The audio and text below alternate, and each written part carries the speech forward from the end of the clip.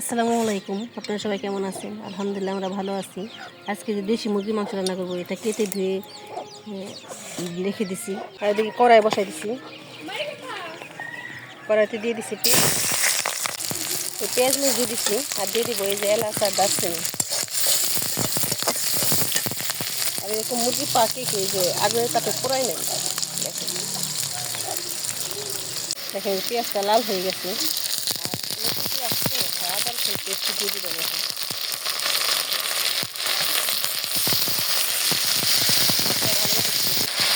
পেঁয়াজটা ভালো মতো কষে আদা রসুন পেস্ট দিয়ে দিচ্ছি। আর এখন দিয়ে দেবো লবণ, শুকনো মরিচের গুঁড়া, আর দিয়ে দেবো হলুদটা পরিমাণে একটু কমে দেবো।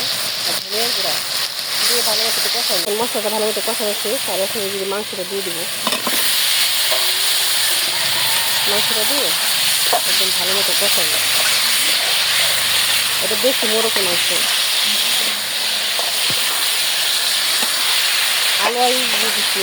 আলু আর মাংস একসাথে দিয়ে দিচ্ছি, কারণ মাংসটা একদম কচি মোরগটা। আর এইখানে এখানে হাঁসের বাচ্চাগুলো এই যে আমার আসেন আসেন। দেখেন এই যে ভালো মতো একদম কষানো হয়ে গেছে।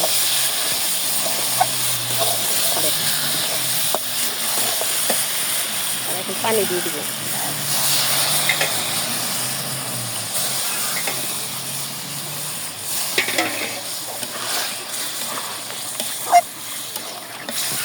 দেখেন এই যে মাংসটা প্রায় কষানো হয়ে গেছে। এখন এই যে টমেটো দিয়ে দিলাম, টমেটো দিয়ে একটু ভালো মতো কষাই দিয়ে দিই। মাংসটা ভালো মতো কষানো শেষ। আর যখন পানি দিয়ে দিবি, মাংসের ঝোল দিয়ে দিবি। দেশি মুরগিটা একটু ঝোল লাগবে। মাংস হয়ে গেছে, মানে যখন মশলাটা দিয়ে দিব, ভাজা জিরার গুঁড়া দিব, আর একটু হালকা ওই যে গরম মশলা গুঁড়া দিব, দিয়ে আমি নামিয়ে নেব। আজকে একদম দেখেন এই যে রান্না শেষ। আর দেশি মুরগির মাংস আর বানাবো হলো রুটি পিঠা। দেখেন এই যে দেশি মুরগির মাংস একটু পাতলা পাতলা ঝোল ভালো লাগে। আর রুটি পিঠা বানাবো আমি। আপনারা ভালো থাকবেন, সুস্থ থাকবেন। আল্লাহ হাফেজ।